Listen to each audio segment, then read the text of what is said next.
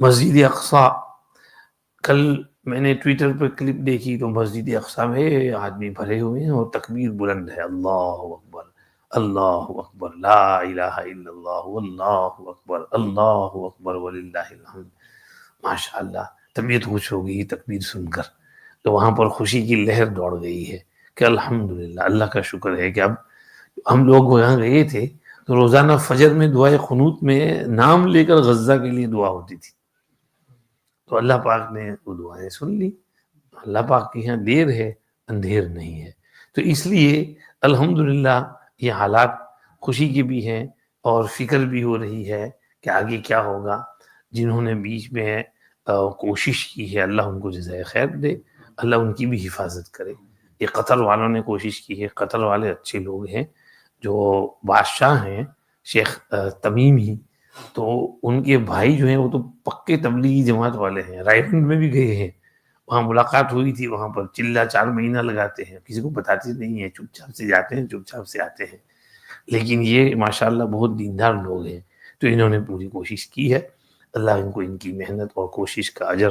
نصیب فرمائے، اور اللہ تمام مسلمانوں کو ہمدردی عطا فرمائے۔ اصل میں یہ پوائنٹ سوچنے کا ہے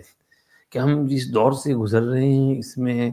ایک طرح کی بہت تشدد پسندی اور سختی بہت آ گئی ہے دلوں میں،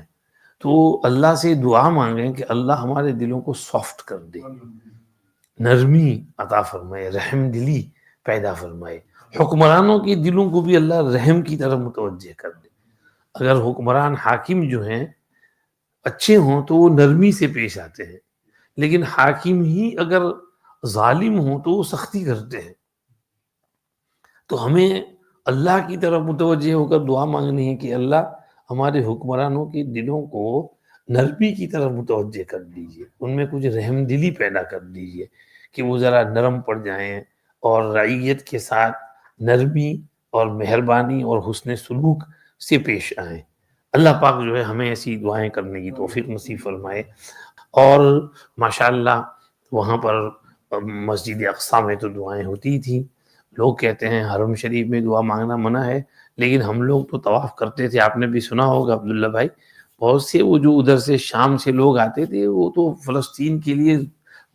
زور زور سے دعائیں مانگتے تھے، کوئی وہاں رکاوٹ نہیں ہے۔ تو یہ خواہ کی افواہیں ہیں کہ وہاں دعائیں جس کو مانگنا ہو تو مانگتے ہیں، کوئی ان کو روکنے والا نہیں ہے۔ تو وہ عرب لوگ تو جو سیرین جو عمرے میں آئے تھے طواف کرتے ہوئے زور زور سے فلسطین کے لیے دعا مانگتے تھے، تو الحمدللہ وہاں بھی دعائیں بہت ہو رہی تھیں، تو اللہ پاک نے دعائیں سن لی اور یہ حالات درست کر دیے۔ اب دعا کریں اللہ ان حالات کو درست رکھے۔